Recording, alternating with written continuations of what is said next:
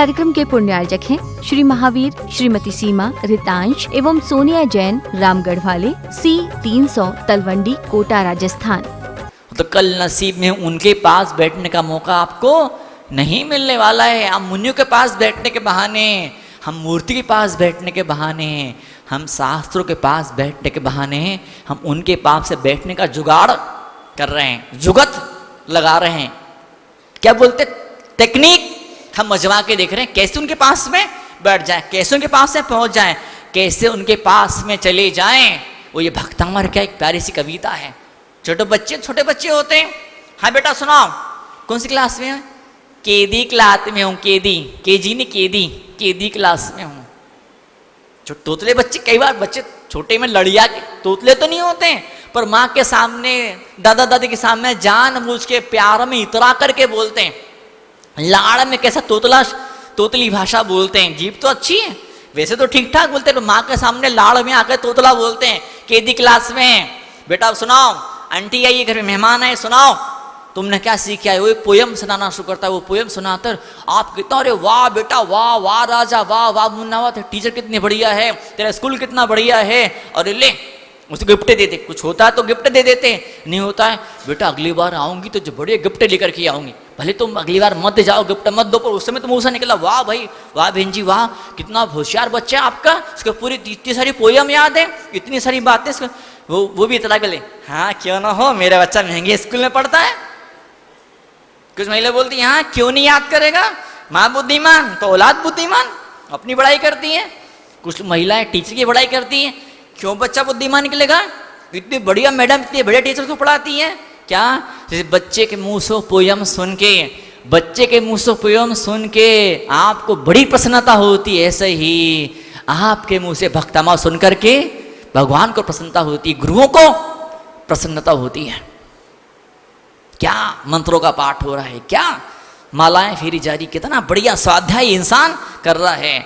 बच्चे को एग्जाम में पास होता देख करके, बच्चे एग्जाम में पास होते तो आपका दिल नाचने लगता है, मेरा बच्चा क्लास में फर्स्ट आया, सबसे अच्छे नंबर मेरे बच्चे के आए हैं, एक भी गलती नहीं करी इसने। ऐसे भक्तामर का उच्चारण करते, एक भी गलती नहीं करते हैं, कल्याणामृत का उच्चारण करते, एक भी गलती नहीं करते हैं, चौके में आहार देने पहुंच जाते हैं, एक भी गलती नहीं होती, निरंतराय आहार होता है। तो इतनी खुशी होती है उस ऊपर वाले को, उस परमात्मा को, कि आपकी झोली वो भर देता है। जरूरी होता है बिना गलती किए, बिना अटके, बिना गलती के, बिना अटके हम शब्दों को रिपीट करना शुरू करें। उच्चारण ये क्या होता है, भव्य टेक्निक है मनोविज्ञान की, बहुत बड़ा रहस्य है। किसी के दिल को जीतना हो, सुनो, पति के दिल को जीतना हो, सास के दिल को जीतना हो, या आपसे कहूं श्रीमती के दिल को जीतना हो, क्या करना चाहिए? बेटे पति के दिल को जीतना हो, कोई भी इंसान हो, बिजनेस में, फैक्ट्री में, समाज में, कहीं पर भी कोई भी इंसान का दिल जीतना हो, एक विधि होती है। कौन सी विधि होती है? वो कुछ भी कहे उसकी बात को उसके शब्दों में रिपीट किया जाए। उसने कहा, भाई साहब बहुत संकट के बादल से घिरा हुआ हूँ, आप भी कहिए। हाँ मुझे मालूम है आप बहुत संकट के बादलों से घिरी हुई है, बहुत तसल्ली मिलती। कोई मिला जो मुझे समझ रहा है, कोई ऐसा है जो मुझे ध्यान से, प्राणों से सुन रहा है। उसे ऐसा लगेगा किसी ने मेरे जूते में अपना पैर डाल दिया है, ऐसा लगेगा किसी ने मेरे दिल को छू लिया, उसे लगेगा कि मैं जिस दुनिया में जी रहा हूँ उस दुनिया की खबर इंसान को लग चुकी है। उसने कहा बहुत संकट के बादल छाए हुए हैं, और आप कहोगे अच्छा बहुत समस्याएं आपके लाइफ में हैं। नहीं, उसे ऐसा नहीं लगेगा कि आपने दिल को छुआ उसके। क्यों? उसने क्या कहा था? उसने कहा था संकट के बादल छाए हैं, और आपने क्या कहा? बहुत प्रॉब्लम आपकी लाइफ में। आपने शब्द चेंज कर दिए, उसके शब्दों में, संभव उसी के शब्दों में जितना अधिक। वो तो 2-5 मिनट तक अपना रोना रोएगा, दुखड़ा सुनाएगा, अपने दिल की बात आपको बोलेगा। आप चंदा मांगने गए, उधार मांगने गए, बिजनेस डीलिंग करनी है, बोल रहे हैं आजकल बड़ी कड़की चल रही है, आजकल बड़ी कड़की चल रही है। आपने कहा कहाँ कड़की चल रही है, क्यों झूठ बोलते हो? अभी कल तुमने कार खरीदी है, परसों तुमने बर्थडे पार्टी दी थी, उसमें कितने लाख रुपए तुमने खर्चा कर दिए, और तुम हमको 10,000 रुपये देने में झूठ बोलते हो। कड़की चल रही? नहीं, किसी बात को काटिए मत, उसकी बात को उसके शब्दों में पहले रिपीट कर दीजिए। वो बोलेगा आजकल बहुत कड़की चल रही है। अभी बोले हाँ भाई साहब मैं समझता हूँ आजकल बहुत, कैसा, बहुत नहीं बहुत, क्या बोल रहा है वो, बहुत कड़की चल रही है। अब ना भाई साहब मैं समझ रहा हूँ आजकल बहुत कड़की चल रही है, लेकिन भाई साहब धर्म का काम है, आपको आगे आना पड़ेगा। आप नहीं आएंगे तो कौन आगे आएगा? मैंने पूछा दादी से, दादी मंदिर क्यों नहीं आती हो? क्या करे, बहू का ऑपरेशन है, बहू बेचारी बहुत परेशान है। अच्छा, बहू का ऑपरेशन हुआ है, बहू बहुत परेशान है, लेकिन फिर भी आप तो टाइम निकाल के आ जाया करो। कोई डॉक्टर हो क्या, बताओ?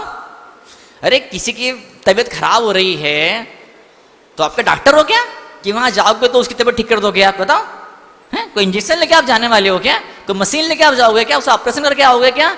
नहीं, कोई आपका अपना ही इंसान बीमार होता है, दुखी होता, परेशान होता है, आप उसके पास में जाते हैं, सांत्वना के दो शब्द ताकत देते हैं, शब्द ताकत देते हैं, शब्दों में बहुत ताकत होती है। एक बदमाश बच्चा जो बहुत घूमता फिरता, आवारागर्दी करता है, लोफरगिरी करता है, गुंडागर्दी करता है, बहुत शैतानी करता है, बहुत तोड़ फोड़ करता है, ऐसे बच्चे को जब माँ बोलती है मेहमान आता, तब मेहमान को सुना सुना करके, बच्चे को सुना सुना के मेहमान को बोलती है क्या, अरे बड़ा होशियार बच्चा है जो एक बार किताब खोलता है, एक बार जब पढ़ाई शुरू करता घंटों घंटों तक, क्या मालूम कैसे निकल जाते हैं, बहुत एकाग्रता इसकी अच्छी है। अरे एकाग्रता बिल्कुल नहीं है, बहुत बदमाश है, किताब खोलता ही नहीं है, सबके सामने क्या बोलते हैं, अरे बहुत एकाग्रता इसकी है, बहुत प्यारा बच्चा है। जब वो बच्चा आपके शब्द सुनता है तो ऐसे बैठ जाता है जैसे मुनि महाराज स्वाध्याय का, ऐसा मुनि की तरह बन जाता है, वो स्वाध्याय करने बैठ जाता है किताब खोल करके। शब्दों में ताकत होती है। हाँ, कुछ लोग ऐसे होते हैं अच्छे अच्छे मक्की चुस्की जेब से चंदा निकलवा लेते हैं, अरे आप तो बड़े दानवीर हो और भामा साहो, और आपकी पीढ़ियों ने परंपराओं ने बड़ा भारी दान दिया है, आपके दादाजी ऐसे थे, परदादाजी ऐसे थे, और आपके चाचा जी से हैं, भुआ जी ऐसे, मौसा जी ऐसे हैं, अरे एक पूरे खानदान में दान की परंपरा चल रही है। फिर धीमे से बोलते हैं भाई साहब हमको थोड़ा बहुत चंदा दे दो भाई, रसीद कट्टा लेकर के आए हैं। स्टैंड क्या है, आपको पहले भूमिका बनानी पड़ती है। क्या, पहले आपको भूमिका बनानी पड़ती है। किसी काम निकलवाना हो तो पहले प्रशंसा करनी पड़ती है, फिर धीमे से बोलते हमारे वाला काम कर दो। ऐसे ही पूजा की भूमिका बनानी पड़ती है, ध्यान की भूमिका बनानी पड़ती है। आप सारे एक प्रपंच में फंसे हुए थे, सारे उठपटांग गोरख धंधे कर रहे थे, सारा गड़बड़ घोटाला कर रहे थे, एकदम से बोले चलो अब सामयिक शुरू करो, अब चलो भक्तान पढ़ना शुरू करो। भक्तान पढ़ना शुरू तो कर दोगे कि मन बार बार वहीं लौट लौट के जाएगा जहाँ से मन वापस खींच के आप लाए थे, मन वहीं दोबारा जाएगा। सामयिक से पहले, स्वाध्याय से पहले, पूजा से पहले 2 मिनट के लिए, 5 मिनट के लिए, 10-20 मिनट के लिए धीमे धीमे विराम देना शुरू करो, शांत करना शुरू करो, ठंडा करना शुरू करो। किसको ठंडा करना है? किसको ठंडा करना है? वो जो गड़बड़ झाला आपके हाथ से, वो जो गड़बड़ घोटाला आपके हाथ से हो रहा था, गृहस्थी में, भूख के लिए, परिवार के लिए, पैसों के लिए, मान सम्मान की रक्षा के लिए, स्वार्थ के लिए, लोभ के लिए, उसको धीमे धीमे शांत करो। और फिर जब टाइम हो सामयिक का तब बैठो, तो बड़ा जोरदार मन लगने वाला है। एकदम से वो छोड़ा, एकदम से यहाँ आ गए तो मन लगने वाला नहीं है आपका। अशोक कुमार, किशोर कुमार, मुझे बहुत अच्छे से याद है, वो छोटे थे तो वो गृहस्थ में वहीं पैदा हुए जहाँ किशोर कुमार पैदा हुए हैं। तो हमको लोगों ने बताया, बोले हम भी देखने गए, जो आज आने वाला है, बड़ी खबर थी, पूरे शहर में हल्ला था, खबर थी कि वह आज आने वाला है, चलो अपन सब चल के देखेंगे वो कैसा दिखता है, क्या करता है, कैसा रहता है। तो भाई साहब वो आए तो सही, कार से नीचे नहीं उतरे। अशोक कुमार किशोर कुमार आए पर कार से नीचे नहीं उतरे। क्यों नीचे नहीं उतरे? अरे बड़ी भारी भीड़, बड़ी भारी भीड़, मालाएं लेके स्वागत कर, वहाँ एमएलए खड़ा, एमपी खड़ा, एसपी खड़ा, कलेक्टर खड़ा, बड़े बड़े ऑफिसर खड़े, बड़े बड़े सेठ लोग खड़े हैं स्वागत के लिए। पर कार से बाहर, कार का दरवाजा भी नहीं खोला। क्यों नहीं खोला? उस हीरो ने, उस गायक ने कार का कांच भी नहीं खोला। दरवाजा खोलने के बाद छोड़ो, कांच खोल के झांका भी नहीं, भीतर से बोला, क्या बोला? ड्राइवर बोला। कौन बोला? बोले सर बाहर नहीं आएंगे। इतना सा कांच खोल के, इतना सा कांच खोल के ड्राइवर ने बोला सर बाहर नहीं आएंगे। तो लोगों ने पूछा क्या बात हो गई, तबियत तो ठीक? बोले नहीं, बाहर भयंकर गर्मी पड़ रही है, 45 टेम्परेचर, 45 टेम्परेचर, और कार के अंदर एसी चल रहा है। क्या? कार में चल रहा है एसी।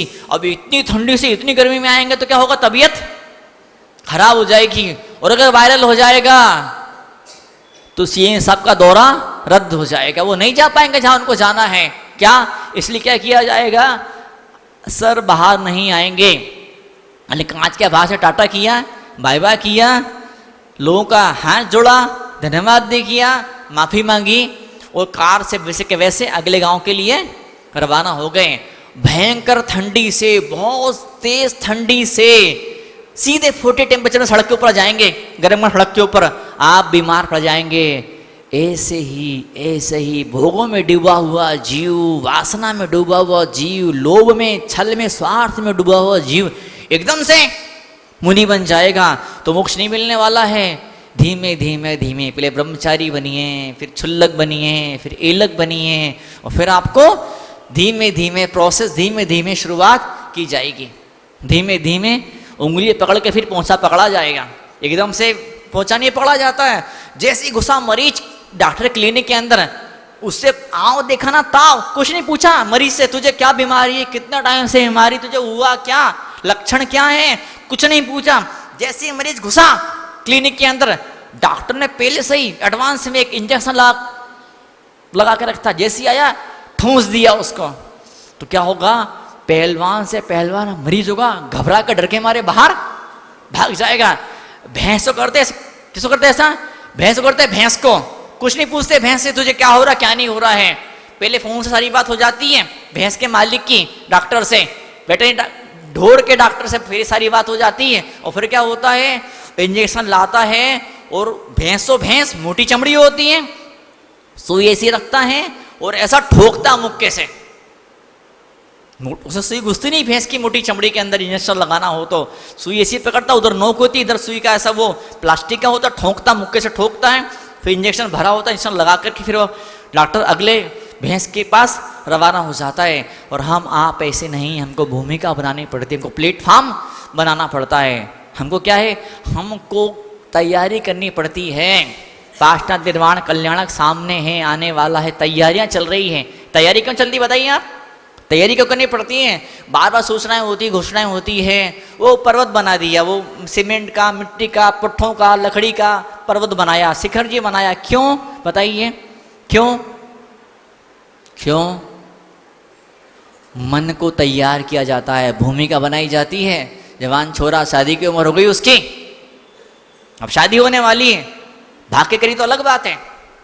अभिषेक मुझे बता रहा था एक बार, क्या उसने 4 बार शादी करी, एक बार भाग के क्या कर ली, एक पंडित के साथ में करी, और एक बार क्या करी, माँ बाप को पटाया और फिर सबके समाज के सामने शादी करी उसने, और एक बार उसने कोर्ट में मैरिज कर ली थी। एक बार उसने 4 बार शादी करी। महाराज मैंने 4 बार शादी करी, एक बार भी मेरी बारात नहीं निकली, मैं घोड़े पे नहीं बैठा।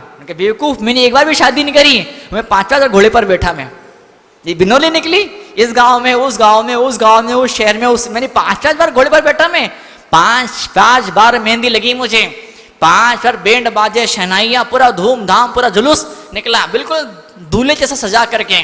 क्यों, उस व्यक्ति को, जैसे शादी होने वाले उस लड़के को, युवक को सजाते क्यों हैं, मेहंदी क्यों लगाते हैं, साफा क्यों पहनाते हैं, बैंड वाले क्यों आते हैं, बारात क्यों निकलती है, मेहंदी लग रही है, हल्दी लग रही है। पुराने जमाने में शादी होती थी 15 दिन चलती थी, वो रिश्तेदार आते थे, पड़ोसन आती थी, लोग आते थे, गेहूं चुनने की रस्म होती थी, ये रस्म होती थी, वो रस्म होती थी, लंबी लंबी रस्म चलती थी। इतना सब क्यों, कोर्ट में जाओ 5 मिनट में शादी हो जाती है।